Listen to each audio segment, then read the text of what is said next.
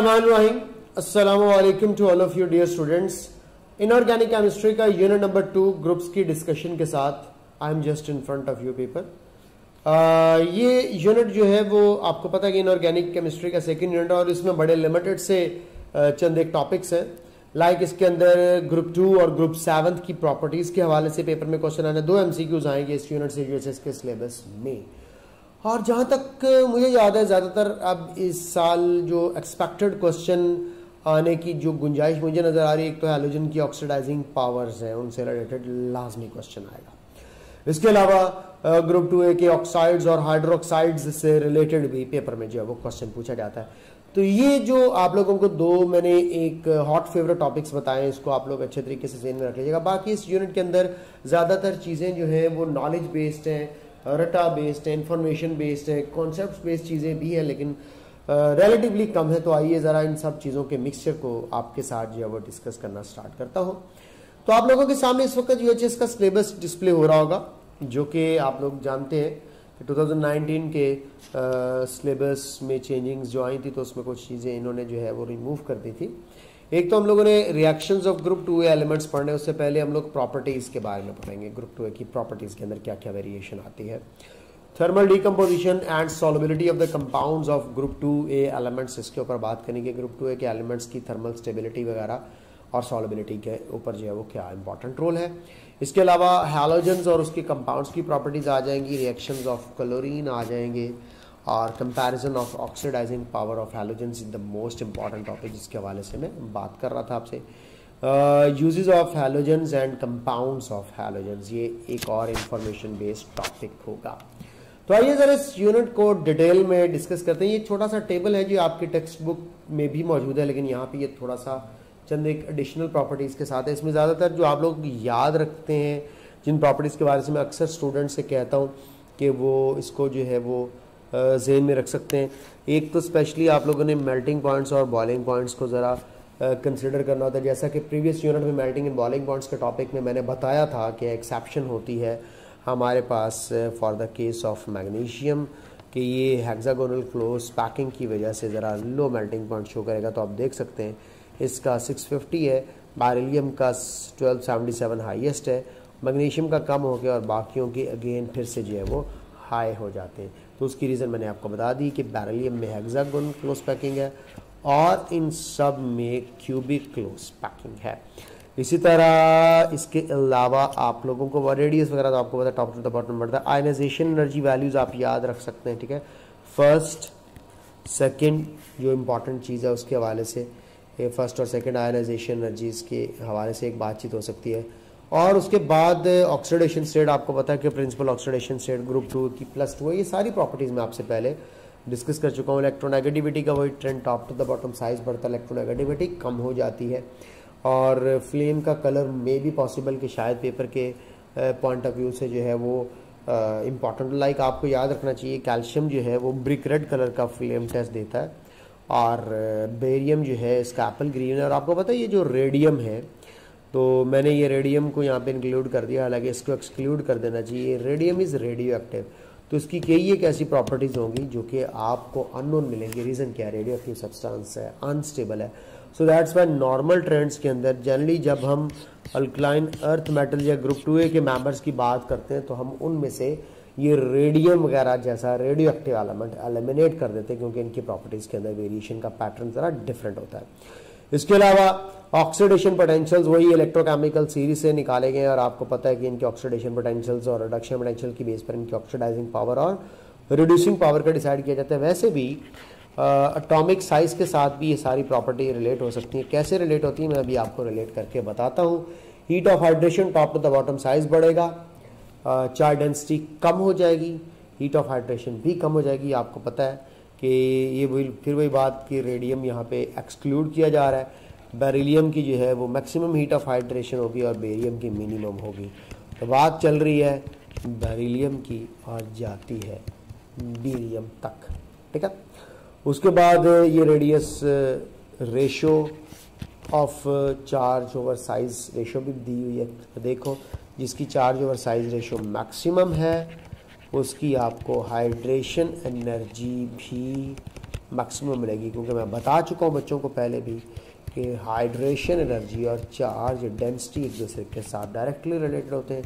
Charge density का मतलब charge over size का नाम है, ठीक है, चार्ज ओवर साइज का नाम है। इस चीज़ को अच्छे तरीके से ध्यान में रख लीजिएगा। ये तो थी एक ओवरऑल रट्टा बेस्ड इंफॉर्मेशन। आइए ज़रा मैं आपको एक टेक्निकली चीज़ सिखाता हूँ जो मुझे बड़ी पसंद है कि इस तरह से एटॉमिक साइज के साथ हर उस मेन प्रॉपर्टी को आप कनेक्ट कर सकते हैं जो पेपर में पूछी जा सकती है। लाइक एटॉमिक साइज, ये हम लोग डिस्कस कर रहे हैं properties of group 2A elements.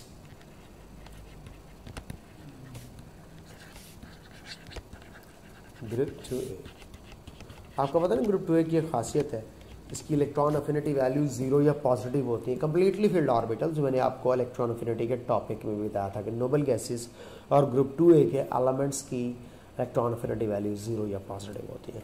तो इसका एटॉमिक साइज का आयनाइजेशन एनर्जी के साथ इन्वर्स है, इलेक्ट्रॉन अफिनिटी के साथ भी इन्वर्स है, इलेक्ट्रॉन इन्वर्स है, इलेक्ट्रॉन नेगेटिविटी के साथ भी इन्वर्स है, हाइड्रेशन एनर्जी के साथ भी इन्वर्स है, हार्डनेस के साथ भी इन्वर्स है। यानी कि बेरिलियम हार्ड है और बेरियम सॉफ्ट है, साइज बढ़ेगा, हार्डनेस कम हो जाएगी, inverse relationship. Melting and boiling points के साथ भी इन्वर्स है, लेकिन आपको पता है कि यहाँ पे वो एक्सेप्शन होती है, मैग्नीशियम की जनरल ट्रेंड वही रहेगा।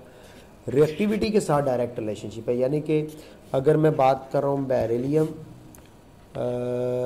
मैग्नीशियम, कैल्शियम, स्ट्रॉन्शियम, बेरियम की, अगर कोई प्रॉपर्टी डायरेक्ट है तो उसका ऑर्डर ये बनेगा, इसको इंक्रीजिंग ऑर्डर कहते हैं। अगर कोई प्रॉपर्टी इन्वर्स है तो उसका ऑर्डर उसके ऑपोजिट हो जाएगा। जिस तरह रिएक्टिविटी सबसे ज़्यादा, बेरियम की डेंसिटी सबसे ज़्यादा, हमारे पास उसी हिसाब से अगर बात करें तो रिएक्टिविटी के साथ डायरेक्ट रिलेशनशिप बना रहा हूँ। आइए ज़रा डेंसिटी की वैल्यूज़ देखते हैं। तो अगर आप लोग देखें यहाँ पे, if I am not wrong, density की जो वैल्यूज़ दी हुई हैं, तो देखो कि आप जैसे जैसे टॉप टू द बॉटम जा रहे हो, मास के बढ़ने की वजह से आपको डेंसिटी बढ़ती हुई दिखाई दे रही है, लेकिन दरमियान में थोड़ी सी फ्लक्चुएशन आती है for the case of calcium, और वो उसके स्ट्रक्चर के अंदर चेंज आता है, ठीक है। तो स्ट्रक्चरल चेंजेस की वजह से बाद दफ़ा कैल्शियम की डेंसिटी के अंदर वेरिएशन आती है, लेकिन जनरल ट्रेंड वही रहेगा। इसी तरह एटॉमिक वॉल्यूम के साथ डायरेक्ट रिलेशनशिप है एटॉमिक साइज का, इलेक्ट्रो पॉजिटिविटी के साथ डायरेक्ट रिलेशनशिप है, रिड्यूसिंग पावर के साथ डायरेक्ट रिलेशनशिप है। सबसे ज़्यादा रिड्यूसिंग पावर किसके अंदर होगी? बेरियम के अंदर। देखो कितनी चीज़ें आसान कर दी, डायरेक्ट रिलेशनशिप बता दिया, इन्वर्स भी बता दिया, ऑर्डर भी बता दिया, पेपर में किस तरह से पूछा जा सकता है। इसी तरह मेटेलिक करैक्टर के साथ भी डायरेक्ट रिलेशनशिप है। और आपको मज़े की बात बताऊं, हो सकता है इनमें से किसी प्रॉपर्टी को ग्राफ की शक्ल में दे दे, आपसे कहे कि यहाँ पे जो है वो आपके पास पीरियड नंबर मौजूद है, या आपसे कह देता है कि beryllium, magnesium, calcium, strontium, barium लिखा हुआ है, तो बेटा जो प्रॉपर्टी डायरेक्ट रिलेशनशिप में उसका ग्राफ कुछ इस तरह से होगा, और जो इन्वर्स रिलेशनशिप में आपको पता है उसका ग्राफ कर्व होगी। कर्व जो है इन्वर्स रिलेशन को शो कर रही है, स्ट्रेट लाइन जो है वो डायरेक्ट रिलेशनशिप को शो कर रही है। तो ये इन्वर्स और डायरेक्ट रिलेशनशिप ग्राफ्स की फॉर्म में आपको पेपर में क्वेश्चन पूछे जा सकते हैं। बात समझ आ गई है? आसान है ना, मुश्किल नहीं है। ये डायरेक्ट और इन्वर्स रिलेशनशिप की बेस पर आपको प्रॉपर्टीज के अंदर वेरिएशन देखी जा सकती है। ये देखिए आपके सामने मैंने जैसा कि बोला था, ये प्रॉपर्टीज इन्वर्स रिलेशनशिप वाला ऑर्डर आ गया और ये डायरेक्ट रिलेशनशिप वाला ऑर्डर आ गया। तो इस तरीके से आप इसको ज़हन में रख सकते हैं।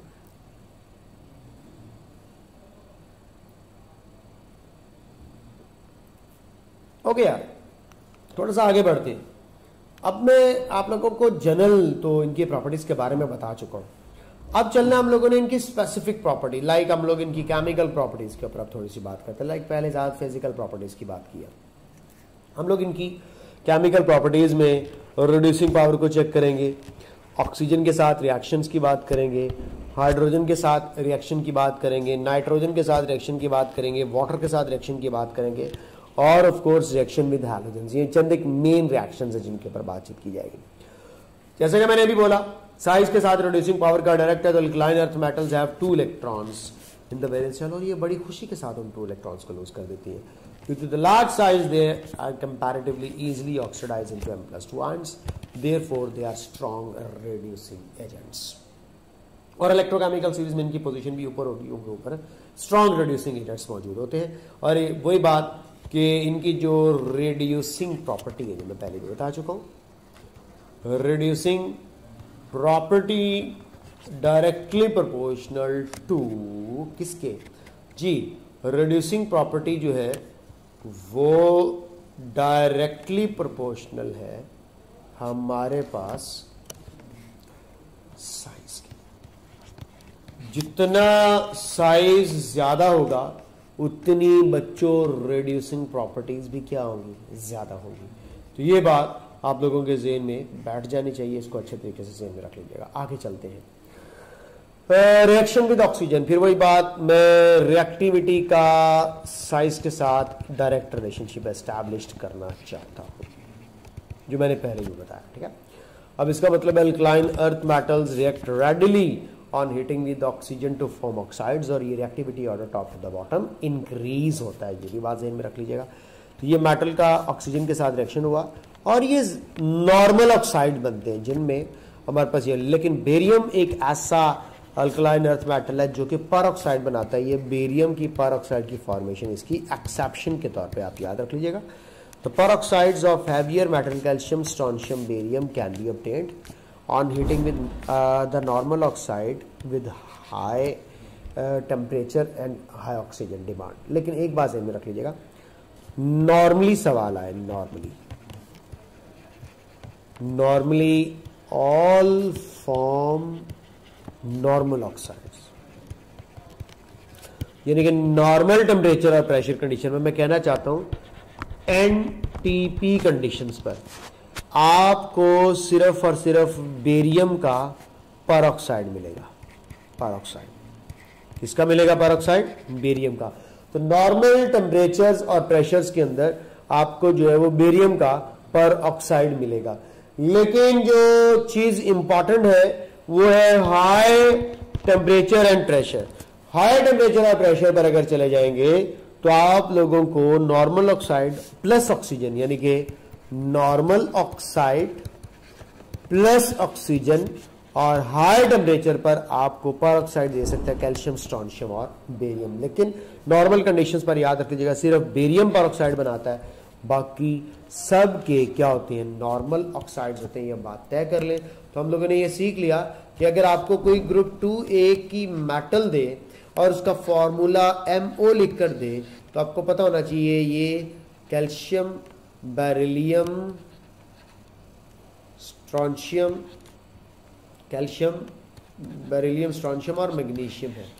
लेकिन जैसे ही आपको फॉर्मूला वो MO2 दे दे तो आप फट से समझ जाओ कि किसका जिक्र खैर छिड़ चुका है, बेरियम का जिक्र खैर छिड़ चुका है। तो एक बड़ी इंपॉर्टेंट प्रॉपर्टी थी जो आपके साथ में शेयर करना चाहता हूं। रिएक्शन विद हाइड्रोजन, हाइड्राइड्स बनेंगे, हाइड्राइड्स।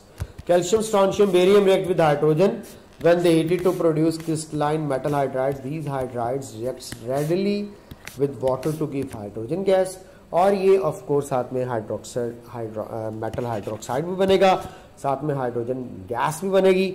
ये बड़ा हाइड्राइड्स का जो है वो फास्ट रिएक्शन होता है, और ये जो हाइड्रोजन गैस प्रोड्यूस होती है इसी की वजह से बाज़ दफ़ा ये फायर वगैरह भी कैच कर सकते हैं। तो ये फास्ट रिएक्शन होता है। अच्छा, मैं आपको एक बड़ी और मज़ेदार बात बता दूं। यहाँ पे आप कहेंगे सर बेरिलियम और मैग्नीशियम का जिक्र क्यों नहीं हुआ? बट याद रख लीजिएगा बेरिलियम और मैग्नीशियम के जो हाइड्राइड्स बनते हैं वो रिलेटिवली ज़्यादा स्टेबल होते हैं हाई चार्ज डेंसिटी की वजह से। ठीक है, तो ये बात ध्यान में रख लीजिएगा कि आप लोगों को हाइड्राइड्स के अंदर नॉर्मली जो रिएक्शंस करते हुए नजर आएंगे वो कैल्शियम, स्ट्रोंशियम, बेरियम जो है वो एलिमेंट्स होंगे।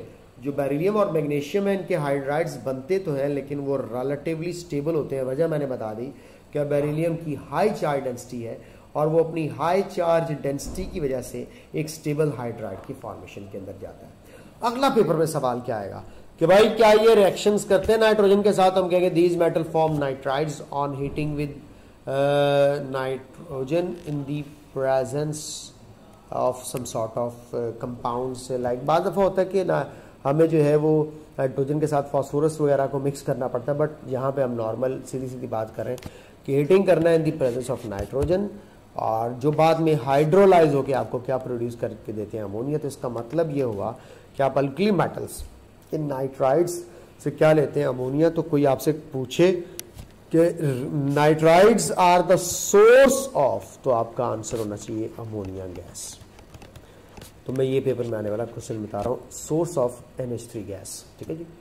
तो ये NH3 गैस के सोर्स के तौर पे एक्ट करते हैं। एक तो ये बात मेरे स्टूडेंट्स ने अच्छे तरीके से ज़हन में रखनी है।